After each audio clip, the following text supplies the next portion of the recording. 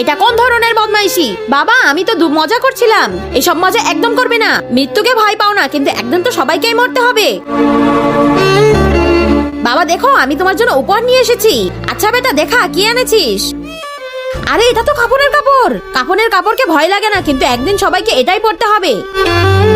আরে তুই পাগল নাকি? তুই আমাকে গর্তে ফেলে দিচ্ছিস কেন? কিন্তু বাবা একদিন এই গর্তে সবাইকে থাকতে হবে। বাবা আরে এখন কি হলো? বাবা ওই দেখো সবাই জানাজায় যাচ্ছে, চলো জানাজায় শরিক হই। না, আমার জানাজা দেখলে ভয় লাগে। কেন বাবা? কারো জানাজার নামাজ দেখলে আমার খুব ভয় লাগে, কিন্তু একদিন তোমাকেও এভাবে সবাই জানাজার নামাজ পড়াবে। কিন্তু তুই বলতে কি চাচ্ছিস? আর আগে দেখবো শয়তানকে হারিয়ে কে কে আল্লাহকে ভালোবাসো। যারা আল্লাহকে ভালোবাসো তারা ভিডিওটিতে লাইক করে চ্যানেলটি সাবস্ক্রাইব করে দাও, আর যারা শয়তানকে ভালোবাসো তাদের লাইক সাবস্ক্রাইব করার দরকার নেই, আর কমেন্টে আল্লাহু আকবার লিখে যাও।